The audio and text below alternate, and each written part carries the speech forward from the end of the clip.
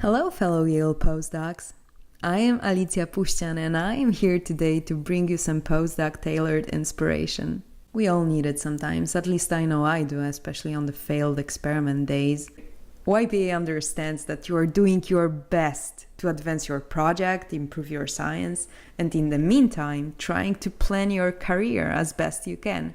But we all worry sometimes about what is going to happen with our professional future. This is why we decided to put together this inspirational podcast for you. We compiled the most uplifting and happy pieces of conversation we had with the panelists during our last Career Cafe. This YPA-sponsored professional development event always has a theme. This time it was entitled Outside Academia, but I think that what you're about to hear is equally relevant for those of us who want to stay in academia and see themselves as future lab leaders. So get ready. What you're about to hear are snippets from the conversation with our three extremely successful panelists, Susan Ball, Rahul, Prasad, and Alyssa Siefert. All Yale alumni, former grad students, or former Yale postdocs, just like you'll be one day. I won't get into the details of what they've been doing professionally, but I have a feeling that after listening to this, you'll be compelled to Google them. In this first part, they are going to talk about their experiences with to what extent you can actually plan your professional career and how significant it is to realize whether or not you're doing what makes sense for you at the particular time in your life. Take a listen. None of it was planned. None of it was planned from the very first job, from the teaching job. That wasn't planned. I wanted to work in a museum. And I did it for the last 5 years of my career. If I were to sum up my career trajectory after graduating with a PhD from Yale in one word, it's serendipity. If I were to then think about it and put a subtitle, it's intersection. I started out as a grad student here. I met my wife in our same department, engineering and applied science, and we graduated within one day of each other. We defended our theses. And now we were in this very interesting situation, which some of you will find yourself in, highly specialized, and you have very limited options in terms of where you can find a job and be together. The intersection, that has to happen. 50 job applications, give or take 5 later, I was in the elevator in Becton Center, riding with another professor in mechanical engineering with a very grumpy look on my face. And he looks at me and he says, "Rahul, what makes you so upset?" And I said to him, "I'm trying to find a job. My wife is trying to find a job. We can't find a job in the same place. She's got a job here as an assistant professor at Yale in the School of Medicine. I have nothing here." He says, "What do you know about turbulence research?" I said, "Nothing." He said, "Well, actually, neither do I. So would you like to join me? And we'll learn together." And that is the theme. I thought I wanted when I was a graduate student to be a professor, and my wife wanted to be an engineer and be outside of academics. Well, it turns out 30 some years later, she's a head honcho academic, and I've never been an academic. And both of us couldn't be happier. For me, knowing that academia wasn't for me came through a series of events. One was I was procrastinating this experiment, and it was something really easy. If I just started, then it would keep going, and it was like a 3-day thing, and I just did not want to start it. And in the meantime, I'd been working with a MD who has a big blog online, and she sent me a couple article requests, and I just banged them out in like one day. I wrote 3 articles, and they went online, they were really well received, and I just realized I was doing the wrong thing. If it's something that you love, it's so easy to do it. And if you don't like it, it's so hard to do it, even if you know that you can. You know how to pick up the pipettes and everything, but if you just can't get yourself there, that was a moment for me realizing that I had to make a change. If I had to write a grant and get money to be funded, then why not go work at a national lab, where my grant proposal is going to be 1 page long, and I can ask for $2 or $3 or $4 million, as opposed to writing a proposal which is going to take 25 pages, and all I can get is $750,000, and that too spread over 3 years. I don't know what do you take from this, but what I have realized listening to it is that whatever I want to do with my future and however strongly do I feel about it, at least it's good to know what else is out there to make sure that I am not missing out on something that could be really appealing to me. I know from talking to a lot of you guys that even if you already know that you want to work outside of academia, you still hesitate about your skills, about whether or not you have the expertise that is needed. But as it turns out, postdocs are actually perfect candidates for many, many positions in industry, business, whatever you want to do with your future. Most of the skills that you have acquired doing research are highly transferable. Listen to what our panelists had to say about this. Selling. Selling is something you do. Selling, you probably don't realize how often you're selling. It's not just teaching when you're teaching, it's also when you're convincing your thesis advisor, all of those things. So you've got that. You've got selling skills. But research and writing, being able to do research and to write is something that is highly valued, and that's something that is easy for anyone who's got a PhD knows how to do that. And what is then demanded of most people in the workforce is the demand is so far less than what has been demanded of you as students. And problem solving. You solve problems all the time. So research, writing, problem solving, selling, you've got those. Anyone that has got a PhD, the very fact that you've got a PhD is that you have done original work, something that nobody has done before. Those of you that are in the sciences have answered a question that nobody else has ever answered before. The skills, the tools that you learned along the way to be able to answer that question puts you in a very remarkable position, because you can solve any problem, period. If you can do it once, you can do it again. I would say it's really the processes and the skills that you've gained in your PhD and postdoc, not the content. You might not ever talk about the gene that you spend way too many assays trying to map, or you might not ever make nanoparticles again, like I spent many, many hours of my life doing.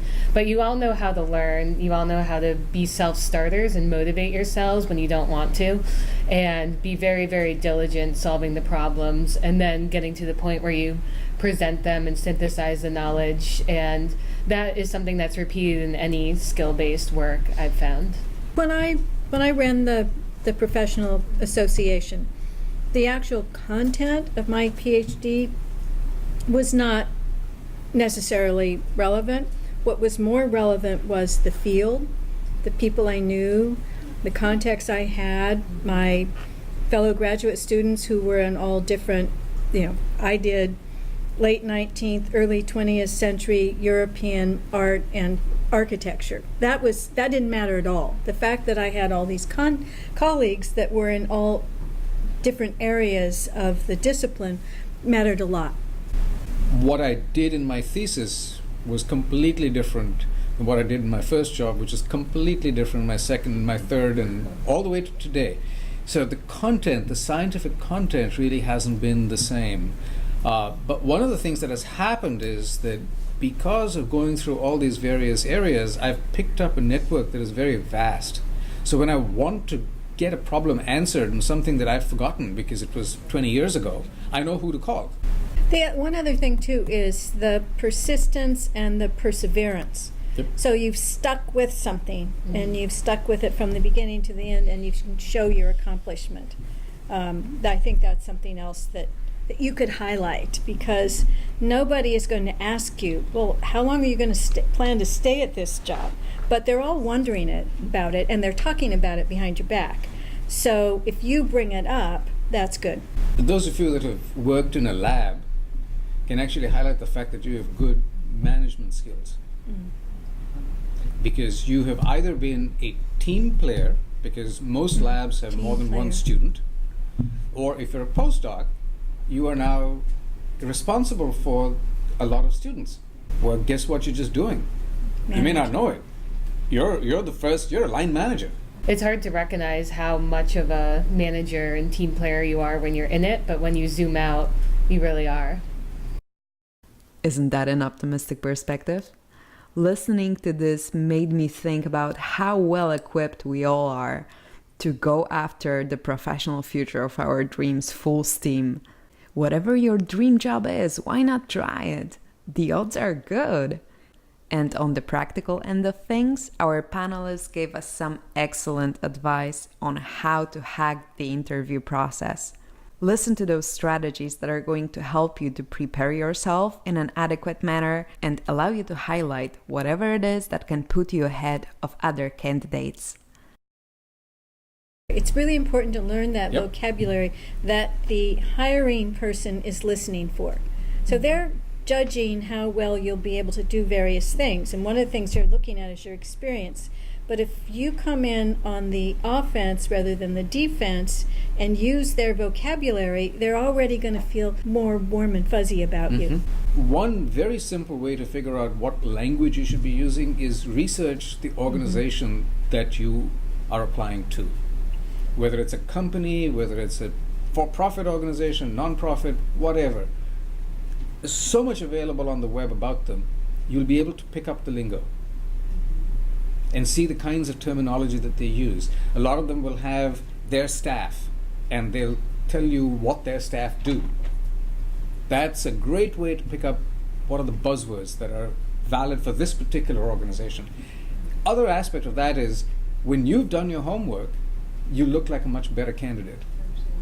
Because you're not just applying for a job for a job's sake. You've looked at this particular organization, you've thought about why this organization is going to be a good fit for you, why you're going to add value to this organization, and that comes through.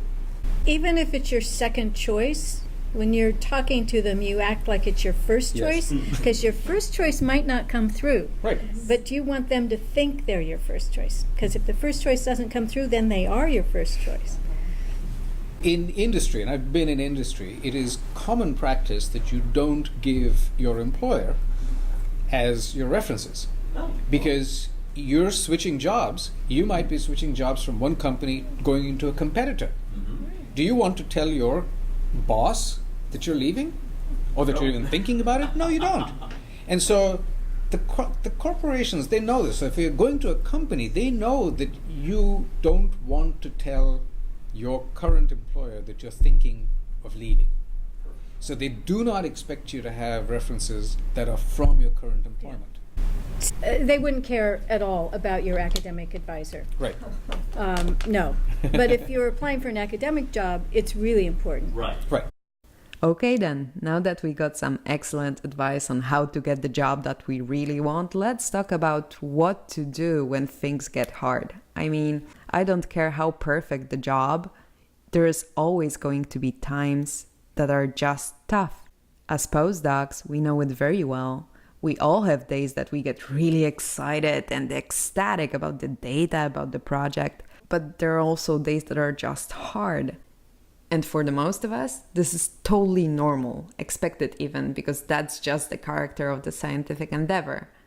But the very valid question is what to do when you find yourself in a place that makes you really unhappy. And what our panelists had to say about that really put things in a greater perspective for me. I wonder if it will get through to you too. Take a listen. At every step, when I found that I was getting to a point where when I woke up in the morning, I was not excited to go to work, I decided I had to make a change. Because one of the things that you do when you get a PhD is you spend an inordinate amount of time, to the exclusion of a lot of other things, to learn about something that makes you happy. That's why you did it. You got to keep that going. You got to keep that feeling going throughout your life. You can't give up on that. If you don't like what you're doing, you're not doing anyone any favors. You're worse off for it mentally, and there could be someone else in that position who's happier and doing it better. If you forget that life exists alongside work, and even though work is very important and you're spending bulk of your waking hours working, life is still important. If you're in a place that you don't like, if you're with people that you don't like, it's not going to work. because you're unhappy, it's going to wind up reflecting on your work. It may not be today, it might not be tomorrow, but by day after or the day after that, your work is going to suffer because you're not happy. It's the standard problem that people face. They are unhappy at work, they go home, now they're a bad spouse, they're a bad son, they're a bad daughter, they're a bad father, a bad mother, whatever, right? There's now going to be an argument, there's going to be a fight, that's going to create a problem that you're going to get to bed with this buzzing, niggling thing in your head. We're going to wake up the next morning and you're going to have that on your head when you go to work to this job that you don't really want to be in. Well, guess what you're going to do? You're not going to be as good at it. And you're going to be down a vicious spiral all the way down to the bottom. It's also the people. And you need to, when you go on your job interview, to try to meet as many people as possible. So when I was a banker, the work was actually interesting. I liked the work. It was interesting. I had very little in common with the people I worked with. Politically, intellectually, it's just, you spend more hours of the day with the people you're working with than you do at home. And if you have nothing in common with them, it's difficult. The fact that somebody is going to be disappointed in you because of what you have done so far and doesn't recognize the value in what you're going to do is not on you, it's on them. Success comes in many, many different ways. Success is not only getting a Nobel Prize. Yes, that is one measure of success, but that's not the only measure of success. A life well lived is a measure of success. A number of people that will mourn your passing, that's a measure of success. There's a lot of legacies that you leave. And so don't ever let a narrow-minded individual guilt you into not doing what you're really going to be good at. How did you like that? I liked this last part of the debate a lot. It made me feel more confident and really convinced me that it's worth to fight for the career that is going to enable you to do whatever you want to do every single day of your life. Thank you for listening to this podcast. I hope it inspired you at least a tiny bit. I feel like in the postdoc world, every ounce of inspiration counts. Stay brave. This podcast was brought to you by the Professional Development Committee of the YPA in collaboration with Yale Alumni Association. If you liked it, let us know.